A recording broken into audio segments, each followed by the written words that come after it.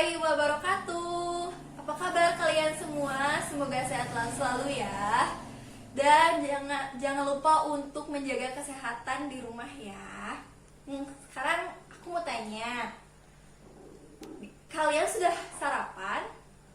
Siapa yang sudah sarapan? Angkat tangan. Bagus.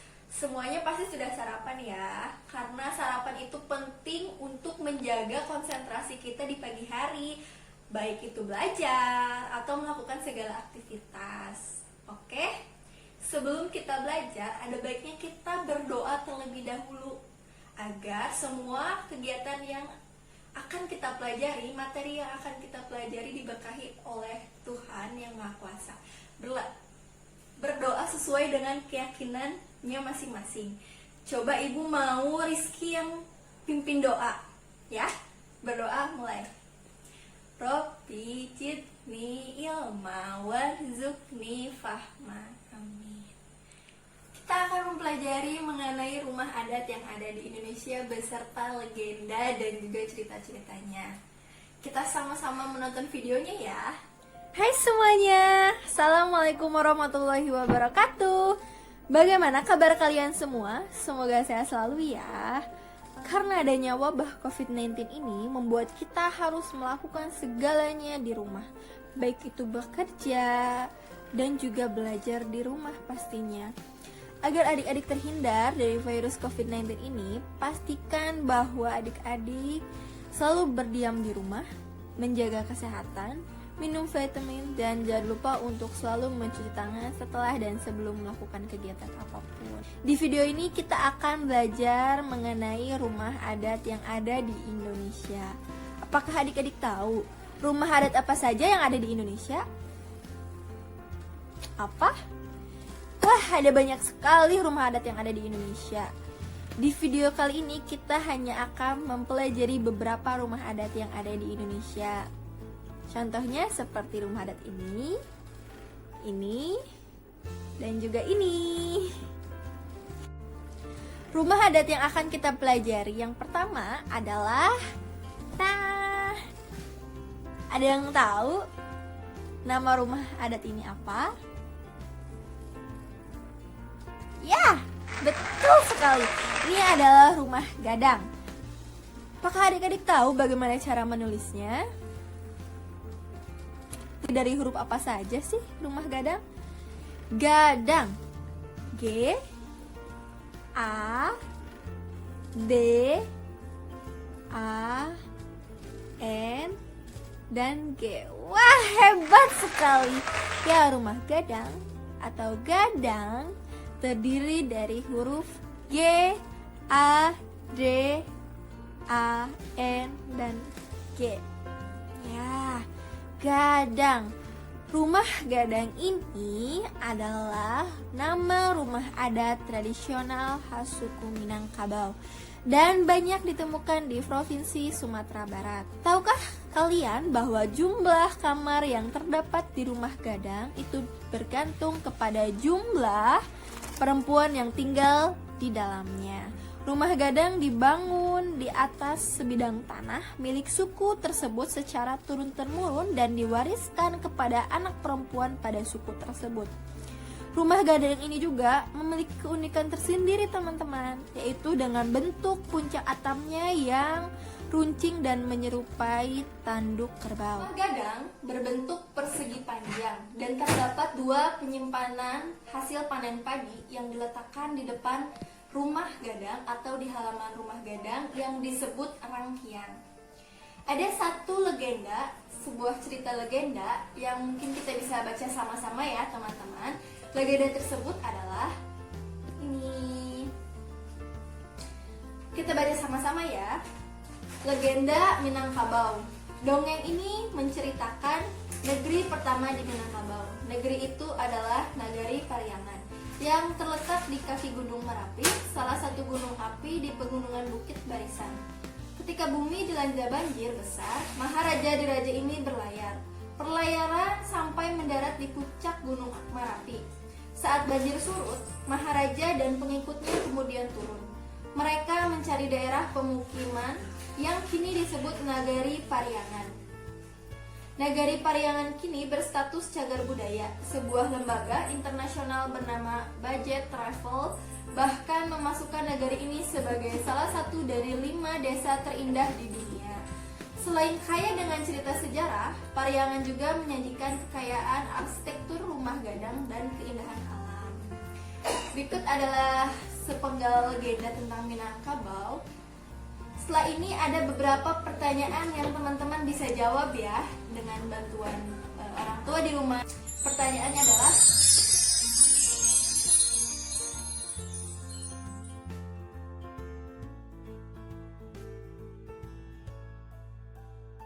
kita sudah mempelajari mengenai rumah gadang khas suku Minangkabau. Selanjutnya kita akan mempelajari rumah adat Indonesia yang kedua, yaitu rumah Honai yang berasal dari Papua. Rumah Honai adalah rumah adat Papua yang pada khususnya di bagian pegunungan. Papua terkenal dengan budayanya yang beraneka ragam dan bahkan sebagian dari masyarakatnya masih memegang kuat budayanya. Bentuk rumah ini sangat unik, yaitu berbentuk seperti kerucut dan dibangun dari material alam. Rumah Honai ini dibedakan menjadi 3 kategori, yaitu rumah untuk pria, wanita, dan kandang hewan atau wanai. Rumah Honai bagi masyarakat Papua bukan saja menjadi tempat tinggal semata, melainkan juga sebagai tempat pengajaran kehidupan untuk mendidik para pria maupun wanita. Rumah Honai juga dibangun hanya dengan kayu dan ilalang. Dindingnya terbuat dari kayu dan atapnya dari ilalang. Rumah Honai tidak memiliki jendela dan celah cahaya. Dibuat tanpa celah untuk membuat kondisi di dalam rumah agar tetap hangat. Untuk rumah adat kedua adalah rumah Honai yang berasal dari Papua. Selanjutnya kita akan mengenai rumah adat yang ketiga, yaitu rumah adat Selaso Jatuh Kembar. Rumah adat Selaso Jatuh Kembar adalah rumah adat khas daerah Riau yang berupa balai Selaso Jatuh. Balai atau rumah adat ini difungsikan sebagai tempat berkegiatan bersama, sebagai tempat pertemuan, tetapi tidak digunakan sebagai tempat tinggal pribadi. Rumah adat Selaso Jatuh Kembar dikenal juga dengan sebutan Balai Penobatan, Balirung Sari, Balai Karapatan, dan sebagainya.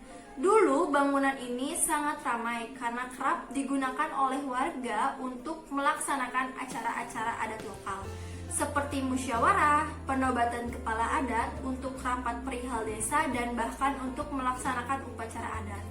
Akan tetapi sekarang semua itu telah digantikan oleh masjid, sehingga keberadaan rumah adat Selaso Jatuh Kembar ini menjadi tidak sebanyak saat dahulu kala. Rumah adat selanjutnya atau yang terakhir akan kita pelajari adalah rumah adat Rumah Bumbungan 5. Rumah Bumbungan 5 adalah rumah adat dari Provinsi Bengkulu. Rumah ini memiliki model seperti rumah panggung yang ditopang oleh beberapa tiang penopang. Rumah ini bukanlah rumah tinggal seperti pada umumnya. Rumah ini biasanya dipakai untuk acara adat masyarakat Bengkulu. Rumah ini terbagi atas 3 bagian, yaitu rumah bagian atas, rumah bagian tengah, dan rumah bagian bawah. Rumah Bumbungan 5 memiliki materi dasar yaitu kayu. Kayu yang dipilih pun bukan kayu sembarangan, melainkan kayu yang kuat dan tahan lama. Kayu yang biasanya digunakan untuk membangun rumah Bumbungan 5 adalah kayu medang. Setiap rumah adat memiliki bentuk bangunan yang unik, seperti rumah Papua Honai yang memiliki bentuk bangunan menyerupai kerucut, rumah gadang yang memiliki atap seperti tanduk kerbau, dan rumah Selaso Jatuh Kembar yang memiliki bentuk atap seperti bangun datar segitiga. Ayo, tahukah kalian bahwa setiap bangun datar itu memiliki sudut? Ada yang tahu apa itu sudut? Sudut adalah pertemuan 2 garis pada satu titik. Contohnya pada buku Tayo ini ya, adik-adik teman-teman. Buku Tayo ini berbentuk persegi panjang dan memiliki 4 sudut. Mengapa 4 sudut? 4 titik sudut? Karena sudut adalah pertemuan 2 garis. Contohnya seperti ini. Garis pertama bertemu dengan garis kedua, maka titik ini disebut titik sudut. Oleh karena itu, Buku tersebut, buku ini memiliki 4 sudut, 4 titik sudut. Kita akan mempelajari mengenai 3 macam sudut. Sudut yang pertama adalah sudut lancip, yang kedua sudut tumpul, yang ketiga sudut siku-siku. Sudut lancip adalah sudut yang ukurannya kurang dari 90 derajat. Sudut siku-siku adalah sudut yang ukurannya sama dengan 90 derajat. Sedangkan sudut tumpul adalah sudut yang ukurannya melebihi 90 derajat. Kita merentangkan tangan kita ke samping. Coba adik-adik boleh ikut ya, boleh ikuti. Kita merentangkan tangan kita ke samping, itu akan membentuk sudut 90 derajat atau sudut siku-siku.